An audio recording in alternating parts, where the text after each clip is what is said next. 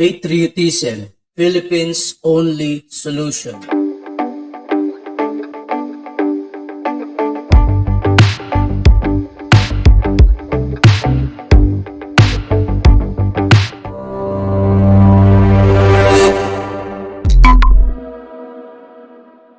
The ouster of Philippines' greatest patriotic president Ferdinand Marcos had already happened in 1986. It was done. The elite's yellow puppet, Cory Aquino, took over the presidency, and her first executive order on her first day sitting as president in 1986 created PCGG to recover Marcos' ill-gotten wealth. Then after that, she created her second executive order, ordering all banks to freeze Marcos' accounts. The result? They go after Union Bank of Switzerland seeking to get Marcos' supposed ill-gotten wealth, but they were only rejected by Swiss Bank, went back to Manila without any hope to recover them. It was very clear that Cory Aquino was used as a puppet of elitists to try to steal in the name of recovery the wealth of the Marcoses, which were already in their possession in 1940s before Ferdinand Marcos became president in 1965. 30 years after, they did nothing but to sequester the alleged Marcos stolen gold, valuable paintings, Imelda's jewelries, and mansions of Marcos family, which were all built upon accusations that Marcos spent Philippine funds and treasures for personal or patrimonial purposes. The truth is, Marcos did not. In fact, Ferdinand Marcos used the interest of all his wealth deposited in trust accounts since 1940s to build our country. The funds loaned from World Bank during martial law period were only advance payments of World Bank to Marcos based on his earned interest. The devaluation of dollar into mere fiat currency in opposite to gold-backed currency in 1971 by U.S. President Nixon has made Marcos' gold reserves of non-usable in the world market, making the petrodollar system deal of USA and Saudi Arabia the basis of trade.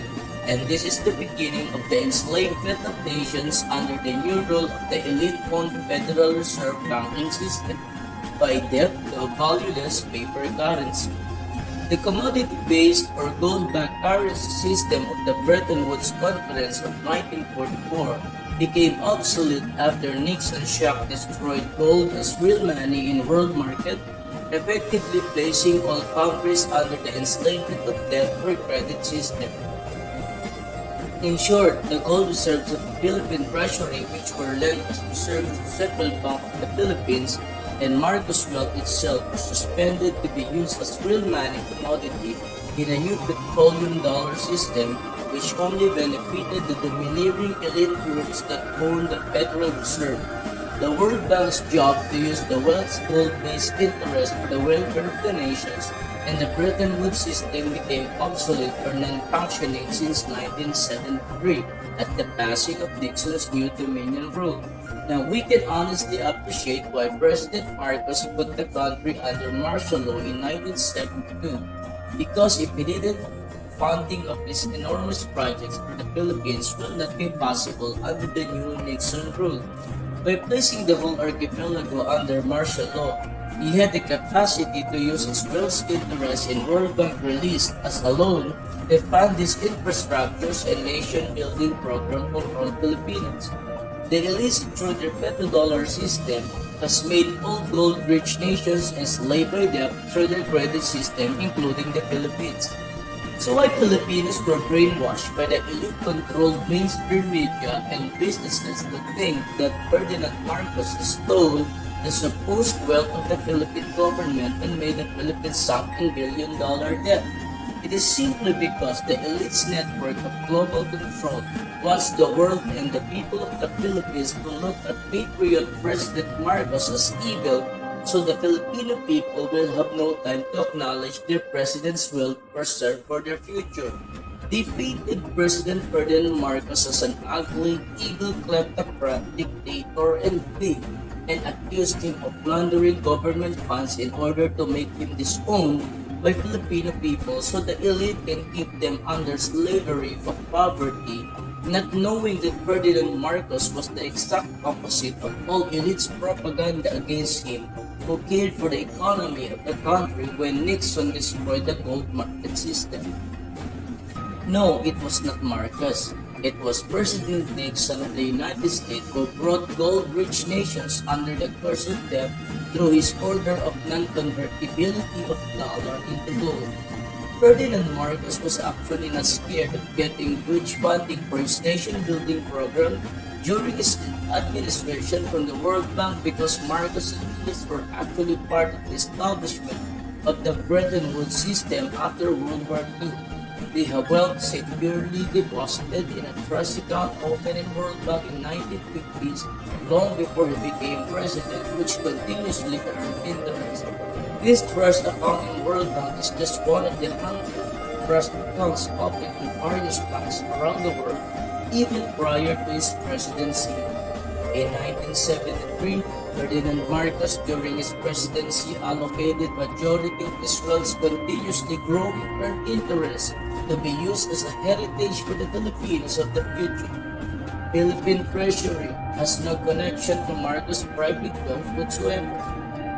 Marcos' wealth were owned by him over 15 years before he became president. World Bank and IMF were created to Bretton Woods Conference to facilitate the use of world's wealth to fund the war-torn nations so they can recover from devastations. Ferdinand Marcos, who was a brilliant lawyer of gold mining companies and other royal families who possessed private gold reserves, was also the one responsible why the newly built Central Bank of the Philippines in 1949 was able to have gold reserves and be qualified in the central banking system of global economy as required by Bretton Woods system so the country can participate in world market. This happened during the time of President Manuel Rojas and President Pilipino. Ferdinand Marcos was even the financial secretary of President Manuel Rojas during his administration because he knew Marcos' intelligence in dealing with gold-priced economic progression. The elite's network of global control, which includes mainstream media, liberal party, Vatican, business corporations, entertainment or showbiz industry, rebels groups, etc., were all used to paint Ferdinand Marcos as a crook so they can brainwash the people of the Philippines with their lies so they will hate this great patriotic president who loved and cared for his countrymen. Marcos put the whole country under martial law so he can destroy this elite oligarchy system which enslaved Filipinos and the rebel groups such as the NPA, MNLF, and many other rebels created by Marcos' political opponents that spread terrorism all over the country. Marcos' political opponents used the rebel groups to make havoc during martial law period so people will put the blame against Marcos' administration.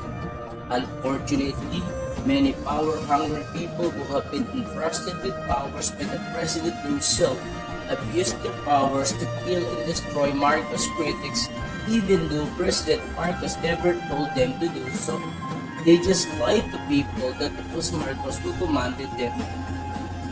Lies, deceit, and trickery were used by rebels and fueled by elite-controlled network, Vatican political opponents, mainstream media, etc., to make Marcos appear evil to the minds of the people.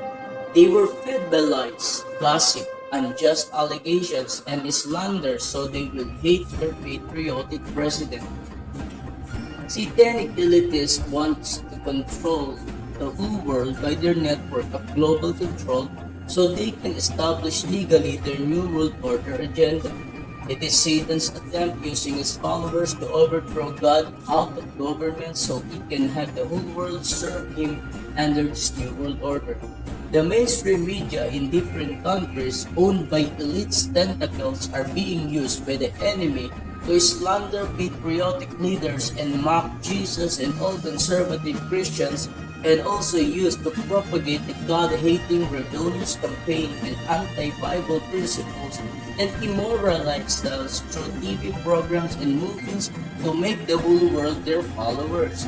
They want to throw God-fearing, Bible-believing conservative presidents or nationalists patriotic leaders and install their political puppets on government seats so they can penetrate them with their liberal, free society, rebellious principles in order to produce nihilists and atheists.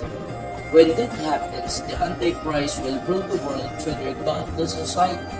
The greatest hindrances to their attempt to legally establish this one world government are the patriotic presidents of the nations who have the power to put God's law in governments and the conservative followers of Jesus Christ who can influence society with godly, moral, biblical principles and God-centered ideologies.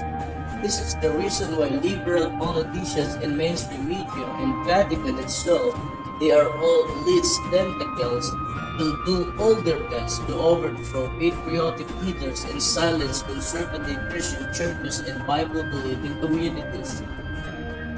Ferdinand Marcos was a great patriotic leader who became a victim of elites' lies and deceits because they perfectly knew that Marcos' wealth and his patriotic ideology of new society can be used to make the whole country a respecter of God and His laws and make all Filipinos God-fearing, law-abiding citizens and patriotic people.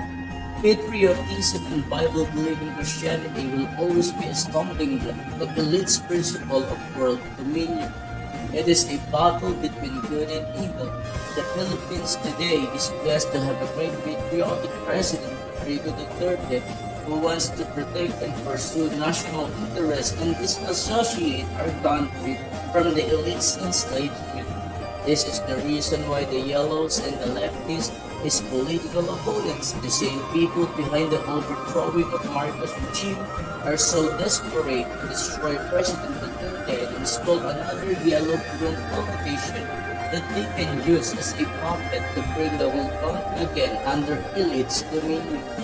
Marcos and Duterte are great patriotic leaders who love their countrymen and wants to serve the Filipinos with national interest in their heart and mind. Both Rodrigo Duterte and Bongbong Marcos are powerful patriotic leaders which were considered as goats or pricks to the elite. So if you want your beloved country to be one nation under God instead of under satanic control, you need to protect your patriotic leaders. Never let the traitors destroy your country again. After President Rodrigo Duterte, the only rightful patriotic leader to protect national interests and the welfare of the Filipino people is no other than Bongbong Marcos, who like his father can make the Philippines great again. It's time for all Filipinos to reunite and love their country more than ever before.